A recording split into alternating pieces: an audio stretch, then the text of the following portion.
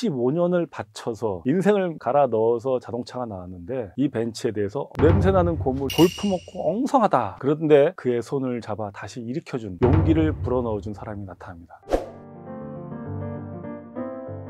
오늘도 저희 채널을 방문해 주신 여러분들께 진심으로 감사합니다. 오늘은 또 아주 재미난 기업에 대한 이야기를 하려고 하는데요, 여러분들이 잘 아시는 벤츠 자동차의 이야기입니다. 여러분, 이 사진이 지금 뭔 줄 아시나요? 1886년 독일의 엔진 기술자였던 카를 벤츠에 의해서 세계 최초로 탄생한 가솔린 자동차 파텐트 모토바겐입니다. 독일어로 파텐트, 영어로는 페이턴트, 다시 말해서 이제 특허라는 말이고요, 특허받은 자동차라는 뜻입니다. 1886년 1월 29일 베를린에서 특허번호 37435번으로 등록됐다고 합니다. 내연기관으로 동력을 얻고 전기 점화 장치까지 장착한 세계 최초의 가솔린 자동차라고 합니다. 자, 이 파텐트 모토바겐은 순행식 1기통 엔진입니다. 0.8마력, 엔진 속도는 최고 400rpm, 그리고 최고 시속이 16km였다고 합니다. 쇠파이프로 만들어가지고 250kg 정도의 무게를 가졌다고 하는데요, 16km면 사람이 이렇게 가볍게 달리는 정도의 속도입니다. 퀵보드나 자전거보다도 사실은 느린, 실제로 이 차가 처음에 나왔을 때 독일의 맨하임이라고 하는 지방신문에서는 이 벤츠에 대해서 엉성하고 볼품없는, 형편없는 차다라고 혹평하는 기사가 실렸다고 합니다. 지금하고 비교해보면 뭐 말도 안 되게 조악하고 형편없는 성능의 이 자동차가 바로 세계 최초의 가솔린 자동차였던 겁니다. 하지만 이 자동차의 탄생까지는 또 어마어마한 이야기가 숨어 있습니다. 오늘은 바로 그 이야기입니다. 이 자동차를 만든 카를 벤츠는 독일 슈투트가르트의 서쪽 80km 정도 떨어진 카를스루헤라는 작은 도시에서 1844년 11월 25일에 철도 기관사의 아들로 태어났다고 합니다. 그런데 아버지가 2살이 됐을 때 폐렴으로 돌아가시게 됩니다. 그러니까 갑자기 가게가 기울게 되죠. 그래서 어머니가 하숙업으로 생계를 유지하면서 이 카를 벤츠를 키웁니다. 교육을 시키는데 아버지의 영향을 받아서 그랬는지, 철도 기관사의 아들에서 그랬는지 13살 때 내연기관을 처음 보고서 그 매력에 빠지게 됐다고 합니다. 내연기관이라는 거는 여러분도 아시겠지만 안에서 연소시켜가지고 에너지를 얻는 걸 이제 내연기관이라고 하죠. 당시에 증기기관은 외연기관이라고, 대표적으로 석탄을 바깥에서 떼서 그 증기 압력으로 동력을 얻는 외연기관인데, 이제 점점 내연기관이 조금씩 개발이 될 따였습니다. 근데 이제 이 카를 벤츠는 이 내연기관의 매력에 빠지면서 어릴 때 자기는 철도 없이 자유롭게 달리는 자동차를 개발해야겠다라는, 발명하고 싶다라는 그런 꿈을 가졌다고 합니다. 그래서 고향인 카를스루헤의 기술전문학교에서 공부를 하고 기계를 공부를 하고요, 졸업 후에 고향에 있는 기계회사에서 2년간 연수를 받고 만하임에 있는, 당시 고향에 있는 계량기 공장의 제도공이자 설계사로 엔지니어의 첫 시작을 하게 됩니다. 하지만 얼마 못 가가지고 24살에 다시 직장을 잃습니다. 그래서 다시 교량 건축회사에 입사를 했는데 거기서도 얼마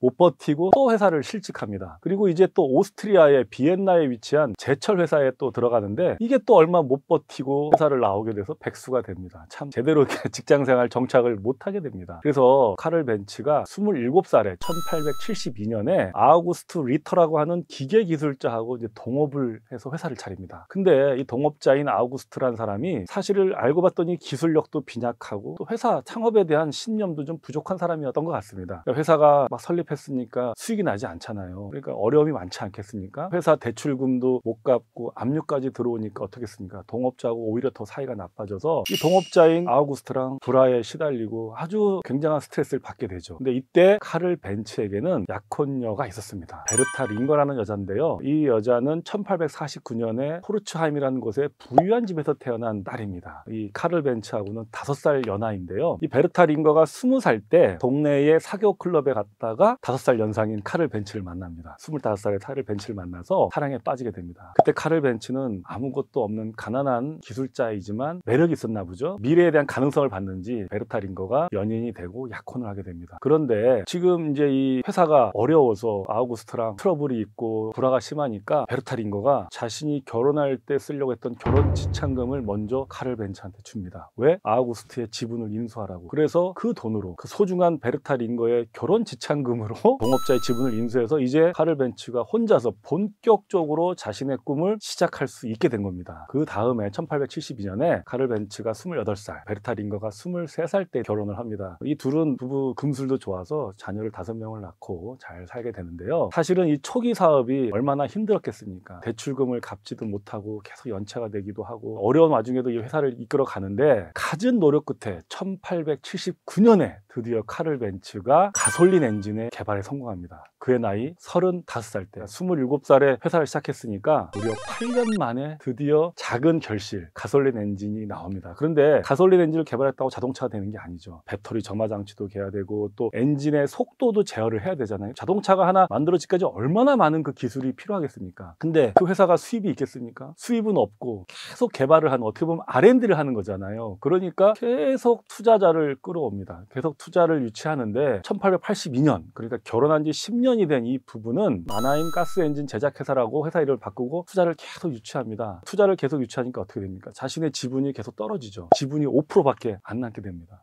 95%가 투자자 지분이야. 자기 마음대로 할 수 있는 게 없죠. 투자자들이 이제 휘둘리게 되죠. 투자자들은 돈이 안 되는 그런 엔진 말고 돈 되는 고정형 엔진을 만들려고 압력을 높인다. 그러니까 1883년에 카를은 39살 됐을 때 그 회사를 떠나게 됩니다. 자, 27살에 회사를 설립해서 12년이 지났는데 이렇다 할 성공 하나 못하고 오히려 자기가 만든 회사에서 쫓겨나게 된 겁니다. 이렇게 39살에 늦은 나이에 다시 회사를 나온 벤츠는 막스 로제, 프리드리히 빌헬름 에슬링거라는 투자자로부터 다시 투자 유치를 받습니다. 그래서 귀한 투자를 다시 받은 벤츠는 그해 10월 1883년에 자신의 이름을 딴 벤츠 자동차 회사를 설립하게 됩니다. 이게 벤츠 자동차의 시작입니다. 이제 다시 시작할 수 있게 된 거죠. 그리고 나서 2년 뒤에 1885년에 2인승 자동차에 0.75마력 1기통짜리 엔진을 달고 첫 번째 3륜 자동차를 만들어냅니다. 그리고 그 다음 해에 아까 보여드린 사진 1886년에 드디어 세계 최초로 특허받은 가솔린 자동차인 파텐트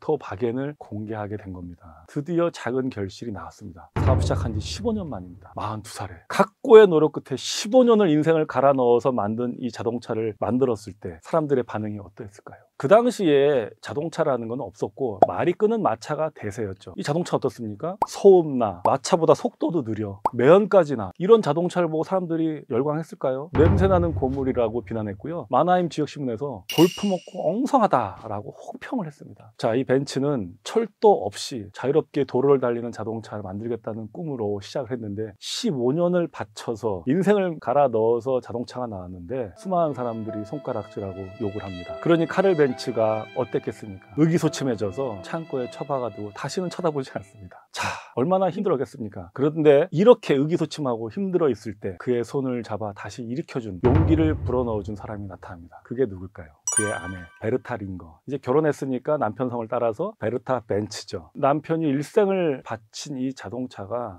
나중에 반드시 세상을 바꿀 거라는 신념이 있었습니다. 그래서 1888년 8월의 어느 여름날 이른 새벽에 잠자고 있는 남편 곁에 두 아들과 함께 고향 다녀오겠다, 친정 다녀오겠다는 편지를 남기고 그때 두 아들을 데리고 나오는데요. 오이게는 이제 첫 아들 15살, 그리고 둘째 아들이 리하르트라고 13살, 둘을 데리고 친정집인 포르츠하임까지 무려 106km가 넘는 거리를 그 조악한 자동차로 달리려고 합니다. 106km면요, 지금으로 치면 서울에서 천안보다도 더 먼 거리입니다. 그 당시에 지금처럼 도로가 있겠습니까? 그냥 흙길이고 돌길입니다. 비포장 도로죠. 그리고 최고 속력이 16km니까 평균 속력은 몇 킬로겠습니까? 보통 10km죠. 지금의 퀵보드보다도 훨씬 느린 평균 속도 아마 10km 정도로 덜덜덜 거리면 달렸을 겁니다. 8월에 무더운 여름날입니다. 이게 순행식 엔진이기 때문에 냉각수가 필요한데 금방 과열되면 어떻습니까? 연기가 나고 난리가 납니다. 그러면 차를 세우고 시냇물을 퍼와서 냉각수로 엔진을 시키고 또 다시 달립니다. 자, 100km가 넘는 장거리 주행을 할 수 없는 차니까 어떻게 됩니까? 연료가 바닥이 나면 어떡합니까? 지금처럼 주유소가 있어요, 뭐가 있어요? 그 무거운 차를 셋이서 끌고서 약국이 나오면 그때 약국에 가서 솔벤트를 사서 기름통에 넣어서 다시 달렸답니다. 솔벤트가 당시 이제 가솔린 같은 건데 약국에서는 그걸 당시에 소독약으로 팔고 있었다고 합니다. 그리고 얼마나 먼지가 많고 그렇겠습니까? 그 먼지가 많이 나니까 당연히 이물질이 계속 노즐에 끼면 머리핀으로 그 이물질을 빼면서 다시 출발하고, 그런데 엎친 데 덮친 경우로 중간에 브레이크용 가죽이 끊어졌다고 합니다. 그쯤 되면 포기해야 되잖아요. 근데 이 베르타 벤츠는 자신의 스타킹으로 응급처치를 해가지고 다시 달립니다. 그런데 그게 응급처치잖아요. 결국은 브레이크가 고장이 납니다. 이제 진짜 포기해야 되잖아요. 그런데 그거를 포기 안 하고 또 그 차를 끌고 신발 가게에 갔다고 합니다. 신발 가게에서 신발을 삽니다. 왜? 브레이크를 그 신발 가죽으로 대신하기 위해서. 그렇게 해서 아침 새벽에 출발한 베르타 벤츠는 두 아들과 함께 세 가지 물어 꼬박 하루 종일 그 고생을 하면서 친정집인 포르츠하임에 도착했다고 합니다. 먼지를 뒤집어 쓰고 땀범벅이 된 상태에서 포르츠하임 친정집에 도착했을 때 기록에 의하면 이 베르타 벤츠가 얼굴에 환한 웃음이 있었다고 합니다. 자, 이것이 마차가 아닌 내연기관으로 가솔린 자동차로 106km라는 장거리 여행을 한 인류사의 최초의 날이라고 합니다. 1888년 8월의 어느 여름날이죠. 이 소식이 알려지면서 가솔린 자동차의 가능성에 대해서 사람들이 조금씩 인정하게 되었다고 합니다. 이에 힘을 얻은 벤츠는 다시 용기를 내고 자동차를